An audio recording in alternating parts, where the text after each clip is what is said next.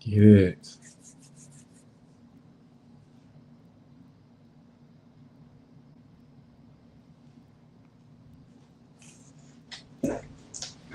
Welcome to Anywho Pod with your boy JC, and we are back for another NBA season. I'm glad to be back. I hope y'all are happy to be back. Hope y'all happy to see me. I know it's been a little bit, but we back and we ready for action, man. It's a lot to talk about. A lot was going on in the off season. A lot that we got to dig into. Listen, dig into the new updates we got going on for the pod. So every day now we going live at 6 p.m. every day. You can catch your boy JC here every day at 6 p.m. You know, doing it live, bro. So check us out every day here. And then you can check us out on our YouTube page. We're gonna have clips of the live stream, shorts of the live stream on our TikTok and on our Instagram. So be sure to follow us on all those platforms right there. We just started a new X. I feel old. I was about to say Twitter. We've just started a new X, Anywho Pod 215. So make sure you follow us there. But enough with that. With all that out of the way, like, subscribe, comment, all that good stuff.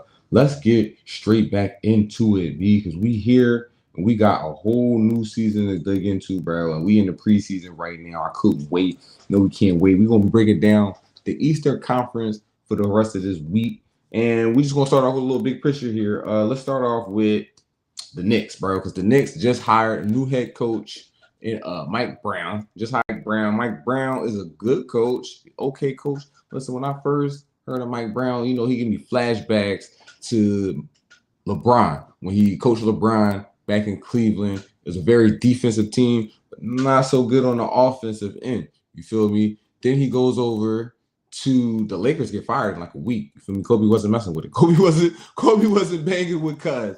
Told him, get on out of here. You feel me? Then he bounces around for a little bit and he ends up on Golden State. And when he ended up on Golden State, he was like an interim coach. Then he ended up being assistant coach, and he actually helped them be a defensive coordinator over there. Helped their defense get nice. Helped their defense get into the top of the league, and helped them get 2 rings. You feel me? And he also was interim coach when Steve Kerr was injured. So that's Mike Brown. He also went over to Sacramento Kings, implemented the Princeton offense, implemented a nice motion offense, something similar to the Golden State Warriors, showing off his skills, showing that he learned a little thing about offense when he was over there with Steve Kerr in the Warriors. And ever since then, he's been taking off. It's kind of crazy that he got fired by the Kings. I covered it here on the pod when he did get fired from the Kings. I didn't really agree with it. He was kind of like a scapegoat, in my personal opinion, but it is what it is. He lands on his feet and he gets another job here in New York, which, this is a tough job right here. It's something like being a head coach for the Lakers. You be a head coach for the Lakers, everybody like, you got about 3 years. With the Knicks, something similar right there, maybe even shorter, because they don't play around. But I think this would be cool. The reason they fired Tibbs, let's talk about why they fired Tibbs. They fired Tibbs because Tibbs didn't want to play his bench. I think that was the only real disagreement. He didn't really want to play his bench, didn't feel comfortable playing his bench, didn't feel like the bench was solid. You feel me? Mitchell Robinson was injured. He had a couple people injured on the bench. So he didn't really lean on his bench.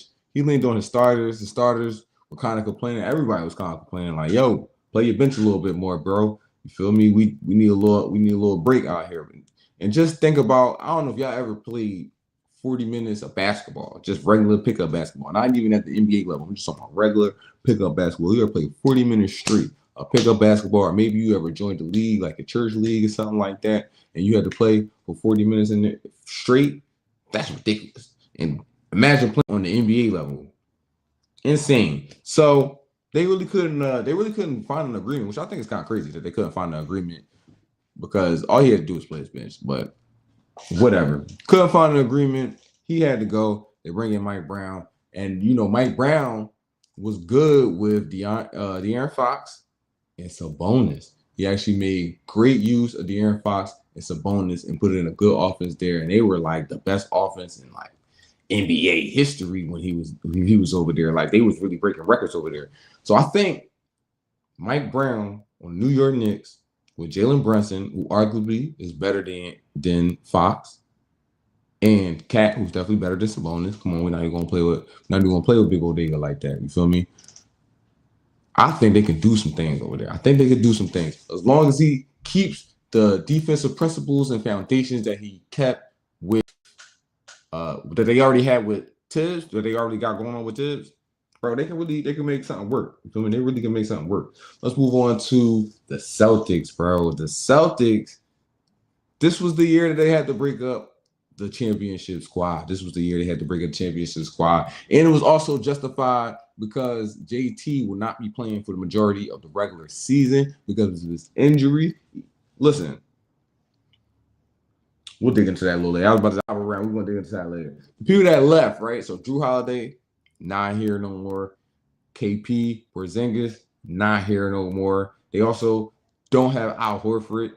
He's not here no more. He joined the Golden State Warriors. So they missing some of those role players, some of those key pieces that they had that helped them win a championship. But they still got Derek White and they still got Jaylen Brown. They still got some pieces over there. You feel me? They still got JT. You know, they still cooling. We don't know what they're going to do this year. I think that's what I've gotten from the local news, the local stations over there, the local analysts in Boston, my personal opinion, and national analysts. Nobody really knows what's going on with Boston. We don't know what it's going to look like. Boston. I think Boston's going to be good enough to be in the mix of the playoffs. You feel what I'm saying? They're going to be good enough to be in the mix of the playoffs. And I think that's going to be good enough to get JT back in action. We see JT, there's already clips, there's already footage of JT in the gym right now, working on his game and getting back in shape and exercising, doing basketball motions and basketball drills. Listen, I don't know what's going on over there with Boston, bro. You know, Boston medicine's pretty, man. Listen. If you know about Boston, they smart over there. They got geniuses in Boston. You feel me? So Boston Medical, they doing their thing over there. It looked like JT could be back a little earlier than we suspected. So listen, I'm liking what's going on with the Celtics. I don't think they completely cook for the rest of the season. Actually, I actually think they might be around. They might have a shot going on over there. Other than that, another team we got going on, we got the Bucks, which I think is like a sleeper team. Kind of because they kind of wrote the Bucks off because Dame left. So Dame left. They waived Dame. Dame got hurt, so they ended up waiving Dame. But even before they waived Dame, let's take it back a little bit. Even before they waived Dame, bro, they waived Dame. Before they waived Dame, they get rid of Chris Middleton to bring in Kyle Kuzma. That doesn't work. Kyle Kuzma come in, it don't really mix well. He don't really get the defensive coverages they got going over there. They was already hurting on defense, period. So it didn't look too well when he got in there. So what they did was they gave rid of Brook Lopez and they go ahead and they get Miles Turner, bro. Miles Turner coming in town from their rivals. And now it's looking like Giannis wants to stay because Giannis was looking. He was like, I don't know, y'all. Y'all not trying to show me that y'all trying to win. So they win. They got Miles Turner. They re-signed his brother. His brother's on the spot. You feel me? And now the Bucks are in a nice little situation where I feel like they got enough pieces over there. They got Kevin Porter Jr. over there, and I think they got enough pieces with Giannis, Miles Turner, and the guards that they got over there to make a little noise. They should be top 3 in the East. I don't think they'll have the same repeat of last year of them just going up and down, up and down, up and down. I think they actually going to have a steady season this year because it's kind of back to the original cast. It's kind of back to the original people that was there when they rose that banner in 2021 when they won that ring. So listen, it's kind of getting back to that. It's kind of getting those feels. They say Giannis is happy. You're not talking about going to New York or nothing like that. So listen, bro, this might be the last final push that, they need, that Giannis wants to give to Milwaukee. This might be the last final push because he's saying, media day happened. He's saying, listen, I'm still on a year-by-year basis with the team. I still will reevaluate it, and I still will go year by year with the team to see if I feel as though the team is still in a position or they still look like they trying to win. So he's still standing on 10. He's still standing on 10 on that whole situation right there. But I feel like what they did, I feel like everything that they did this offseason showed Giannis that they really try to win and they really want to keep him. And I feel like he really do appreciate that because he's a loyal man. You feel me? At the end of the day, he don't want to leave Milwaukee. He just want to win at the end of the day. He need another ring. He trying to get another ring. He's not just trying to get one. He want multiple. He trying to be great. So that's Milwaukee. That's pretty much the East. Let's step over to the West. Oh, hold on. I want to give y'all my sleeper team because my sleeper team for the East is a Philadelphia 76ers. Yes, the home team, bro. I know, look, I know that sound crazy.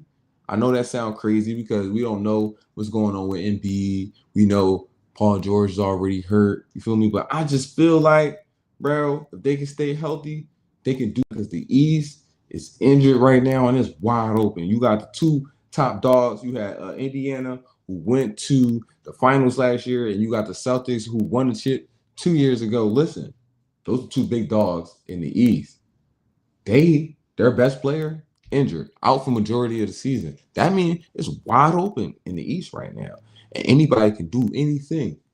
And Philadelphia got just enough talent on the roster and just enough back with the new jerseys. I don't know if y'all seen the new jerseys. They bringing my man AI back, bro. They bringing back the AI jerseys, bro. Listen, maybe it's just the jerseys. Maybe it's just me. You know, AI my dog. But I'm feeling like we'll talk about it a little bit more tomorrow. I'm gonna go into detail with all these teams and everything right there. But that's just an overview of the Eastern Conference right there. So that's the Eastern Conference right there. Let's go ahead and let's switch over to the Western Conference big picture and what's going on, how I feel about the Western Conference. Listen, bro, what we all think about in the Western Conference, what everybody thinking about, and I know, I'm sorry if anybody from Dallas, if anybody a Mavericks fan listening right now, that's all we want to know is how the Mavericks going to look without Luka Dončić. Y'all win it. The best player y'all had since Dirk, straight trading, said defense win championships. You got AD a little older, Kyrie a little older, and you just sped up the timeline a little bit. The duo between AD and Kyrie and the pieces that they got going over there, because mind you, they already had a good squad. They had a good squad and it was built around Luka. Now you kind of replace Luka with Kyrie. I know he was there already, but you know the role that Luka played, kind of putting that on Kyrie, and then you bringing in AD, a brand new piece, and you kind of seeing what you do around AD. And listen, AD ain't no scrub. Let's not forget that AD is not a scrub. Let's not forget that AD is a champion. So he will go in there, he will do his thing. The only thing with AD that everybody has concerns with is his health, and if he can stay healthy. This is going to be the year that he stay healthy. I feel like he was healthy about 2 years ago. He was healthy, and he played a lot of games about 2 years ago for the Lakers. So I feel like the Mavericks have a good chance of going to the finals this year. And they have Cooper Flag right there. And Cooper Flag coming in, I feel like everybody been telling me, listen, everybody telling me, 4 or 5 was up here telling me, he was talking about it. Everybody been talking about it, Cooper Flag, Cooper Flag, Cooper Flag. I don't know. I didn't know about Cooper Flag, you feel me? I was saying I want to see him in the A. That's all I felt. I feel like before when y'all start talking about these high school kids and how great they're gonna be, and they, you know what I mean. I just we want to see him in the NBA. That's all I be saying. I just want to see him in the NBA. It's cool to do all that against high school kids. Let's see you come in here and do it on a professional level. And I'm not saying he can't do it. I'm just saying I gotta see it on 2 eyes. So we're gonna see what Cooper Flag look like when he get over there. But he's gonna be playing with AD. So listen, that's a big boost. And we'll talk about that a little later into the stream. But that's a big boost playing with AD right there. So and who knows, bro? Kyrie, listen, I don't know what's going on, but I don't think these ACLs, MCL injuries is quite as crazy as they used to be. I'm a little older. You feel me? I'm like your big cousin right now. You feel me? I'm like your big cousin age. And I remember, bro, when Adrian Peterson and people like that was getting injured, and you know they was coming back fast, but they wasn't coming back this fast. And they look crazy, but they was coming back in a year. It's like people coming back in under a year, and I don't remember that happening. So whatever's going on with the medicine and the technology that they got going on with these professional athletes right now, listen, they can come back within playoff time. That's what I'm saying. They can come back within the end of the year, bro, and we can see some of these teams be affected by some of these late comebacks from these injuries that we got going on. Kyrie, Tyrese Halliburton, Jason Tatum, who knows, bro? These people can come back, bro, and it'd be cool. Like, we know it's crazy that they all got hurt around the same time, but they all back. They all looking like they can come back earlier than what we expected them. We expected them to be out for the whole season. They look like they can come back towards the end of the season. Like, who knows, bro? Who really knows? Then you got the Houston Rockets, bro. You got KD on the Houston Rockets. It was real good for the Houston Rockets, but bad news struck, and there has been a lot of injuries in camp. Like Jared McCain has also got injured in camp, but Fred VanVleet got injured in camp, and he will be out for the season, which is a big hit because he was the playmaker of the team, and you have Amin Thompson and Reed Shepard over there who are good point guards, but are early in the NBA development, still young, and young players make mistakes. And it was Fred VanVleet that was going to go in there and be the facilitator and be the playmaker. KD can be a playmaker. KD can go in there and play make, but that's not KD's job. His job is to give you buckets and to win you the game. And he knows how to do that. That's his job, and that's what he came here to do. KD did not come here to do anything extra. He did not come here to try a new role in his career that he never really tried before. That ain't what KD came here to do. I know he already looking and thinking a little crazy, like, man, Fred VanVleet already got hurt, so let's see how this goes. This year may be a punt. We may punt this year. We don't know. So we're going to be looking at the Rockets. We're going to see how they do. But I think good things are going to come from the Rockets. I mean, they was already second seed in the West last year. So I think, I don't think they're going to be too far off from that. Then, you got the Thunder, bro. You got the Thunder. Will they repeat this year? I think they're in the best position to repeat than any of the other champions in the previous, 5 years. I think this is probably their best. I think they have the strongest chance to repeat because they have the youngest team.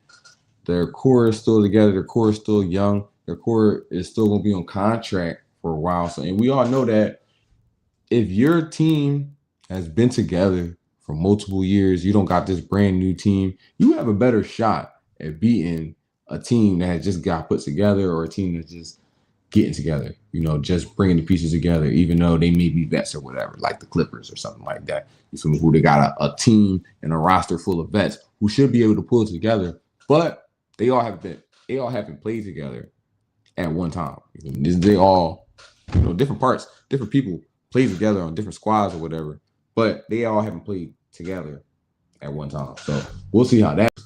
And you juxtapose that with the Thunder, who have parity, not parity, opposite of parity. They have been with each other for a long time now. They've been with each other for 3 to 4 years now. They've grown together. They know what each other do. Everybody knows their role. It's not a question. The new pieces that they added last summer paid off for them, and they got a championship. Listen, bro, they feeling good. Shea can only get better. I don't know what else to say. You feel me? It's not even like Jokic. Jokic is a little older when he won his first ring. SGA still got room to grow. You looking at Jokic when Jokic won his ring, you like he already the best in the world. Jokic ain't get too much better. Jokic has just done more. Jokic has just done more. He hasn't gotten better. He's just done more. He just showed you that he's still who he is. For me, MVP level Jokic, one of the best in the league, if not the best in the league. Jokic. SGA still got room to get better. It's still a gap between him and Jokic, and it's a chance this year to close that gap. He got an MVP, but it don't mean you the best player in the world. It just means you the best player that year. He got a chance to do it again. So listen, I think he's gonna be motivated. And then you got Luka and the Lakers, bro. We want to see how it looks. Skinny Luka and the Lakers. They got DeAndre Ayton over there. They got Marcus Smart over there. And with DeAndre Ayton, the best he's ever looked is when he was with a playmaking point guard like Chris Paul. And listen, Luka has just as much playmaking ability as Chris Paul, if not more. So I think it could look good. I think it will look great. But at the same time, the other teams in the West have gotten better, and they haven't really fixed the defensive issue. They got Marcus Smart that fixes some of the defensive issue on the perimeter. But we'll see. Some of these players will have to get a little bit better. But listen, I have faith in JJ Redick. They just re-signed JJ Redick, but we'll get more into that next week when we talk about the Western Conference and what I think going on with the Western Conference. But this is just the biggest picture with the Western Conference. Sleeper teams that we should watch. We should watch the Grizzlies. They got rid of that. Even though, oh my God, the Grizzlies got no front court. Everybody has gotten hurt. But after the first couple months, when the players start coming back, I feel like the Grizzlies are going to be around. They're going to be that team that after the All-Star break, around All-Star break, after All-Star break, they're going to kick in the overdrive. And y'all going to be like, ooh, he's going to be all right. Aldama is going to get a lot of time. He's going to get a lot of tick. Watch out for him. He may be most improved player by as much time as he's going to get on the court to showcase what he got. And he did a pretty good job last year. So, listen, we'll see. We'll see what's going on with them over there. So that's pretty much the Western Conference big picture. But let's go ahead and let's talk about some of these early awards and these early season awards that I got going on right here. So early MVP, bro. Who do I think is going to be up there in MVP contenders? I'm not going to give y'all who I think going to be the MVP. I don't think who going to be up there in MVP conversations, who y'all might not be thinking about. Kawhi Leonard, bro. Kawhi Leonard will be in MVP conversations this year.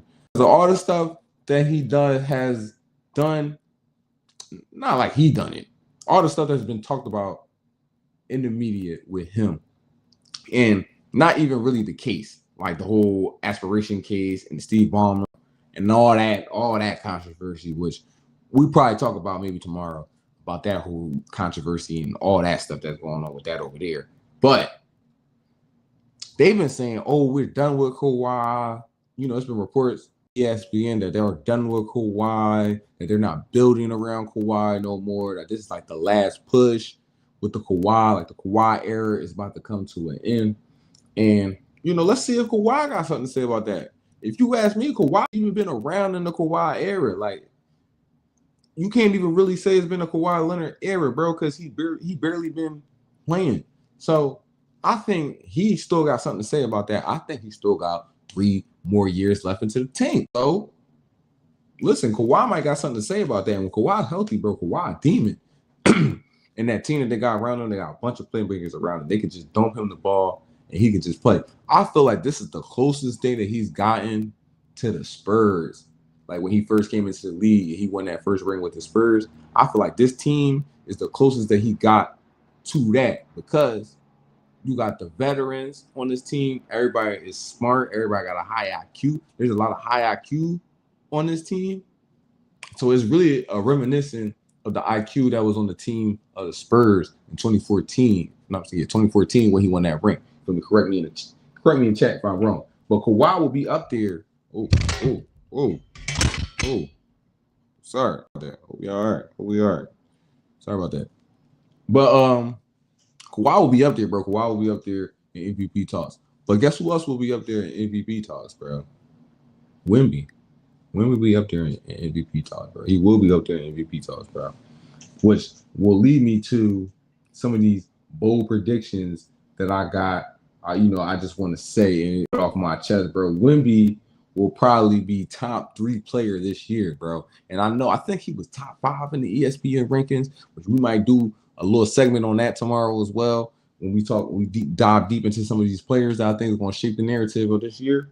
But Wemby, bro, Wemby going to be a top 3 player this year. I think he was top 5 in the ESPN ranking. I got him to be top 3 this year. He cleared to play already is in training camp. He already there.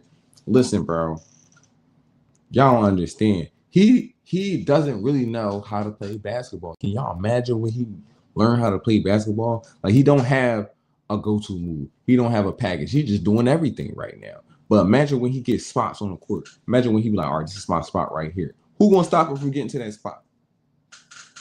Who gonna stop him from getting from this turnaround jumper I'm trying to hit right here? Who gonna stop him from getting to this 3 right here? Who? Nobody, bro. Nobody. He didn't even unlock the IQ of basketball yet. He just learning how to do moves. Like, he just learning how to do moves. He just learning how to do stuff. It's like when you a kid, you see N1 for the first time. You just try to do what Hot Sauce was doing. You put the ball in between your shirt. You spun that joint around. You just like, ooh, but you really can't do that on the court. When you try to do that on the court, the ball got taken. It was a turnover. Now the old heads won't let you play no more because they're talking about you doing the N1 moves. You feel me? I know that sounds a little personal, but I'm just saying. You feel me? He in that stage right now. He in that stage of he's just learning moves. He's just adapting to the physicality of the NBA. He missed a significant time last year, so he will be getting more rep, more time this year. And we didn't even get to see him unlock what he learned from his rookie year all the way last year. So he got even more to unlock. And you know he already been in the lab, bro. He already been in the lab. And he got nothing but people around him teaching him new moves and new aspects of the basketball, bro. New aspects of the game, bro. It's just, come on, bro. It's going to be scary, bro. I'm talking scary hours, bro. Bold prediction number 2 that I got. But y'all might be like, whoa. And I don't even want to say it, bro, because it's not like I like this team all that much. I don't hate this team. It's not like I like this team all that much. The Knicks is going to win their first ring, bro. The Knicks are going to win their first ring. And this is going to be, listen, if you're not a Knicks fan, bro, this is going to be the worst year for you, bro. This is going to be the worst year for you because the Knicks fans are going to be obnoxious, bro. I'm telling you, bro, because they got a good team this year. They got a solid coach this year. They went to the Eastern Conference last year. And it kind of has been this trend where the Eastern Conference, the team that has lost in the Eastern Conference makes it to the finals the previous year. So we'll see what's going on. But I think that's my bold prediction. The Knicks are going to win the chip this year. And listen, bro. New York is going to go crazy, bro. Y'all going to hear Jalen Brunson, the best player ever. He's going to be the best Knick ever. Be better than Carmelo Anthony. I'm telling y'all, bro, it's going to be bad outside, bro. They're going to have Spider-Man and his Timbs, bro, off the Henny. Oh, my God, bro. You're going to see old players getting hyped. Listen, bro. Cam and Mays. Oh my God, bro. What's main cuz from Night of the Museum? What's his name, bro? Oh my God. He gonna be out there going crazy, bro. I'm telling you, bro. It's gonna be crazy.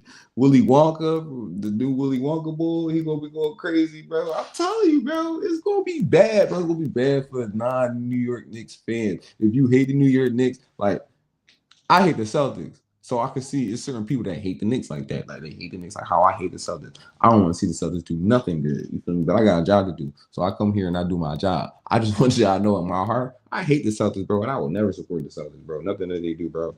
I hate the Celtics. But it's people who got hate in their heart like that for the Knicks. If you hate the Knicks like that, hit me in the comments. I feel you, bro. I feel you how you hate the Knicks. I don't really like them that much either. You feel me? I'm from Philly. It's a little rivalry you got going over there with New York. With all our sports teams, we don't really bang with New York like that. But this is gonna be the year, bro. This is gonna be a New York year, bro. I'm telling you, bro. Get your Timbs and your bubble coat right now. Your puffer, get your puffer and your Timbs right now, B. Because listen, they're gonna be outside. Also, bold prediction number 3, bro. BJ Edgecombe going to win Rookie of the Year. I know about Cooper Flag. I heard about him and everything like that. But y'all know about my man BJ Edgecombe. He going to get a lot more tick and he going to get a bigger role because I feel like there's going to be some injuries on the team as there are always injuries on the Philadelphia 76ers. And because of that, he will come in and do his thing like Jared McKean came in and did his thing before he got injured last year. I think BJ is going to come in and do the same thing, have a similar impact. He's explosive. He's athletic. Watch out for the kid, bro. Just watch out for the kid. Other than that, bro, we're going to wrap it up here, man. Thanks for kicking it with me, man. This is the first stream of the new season. I hope you are excited. I hope y'all excited for this new season because I'm excited for this season.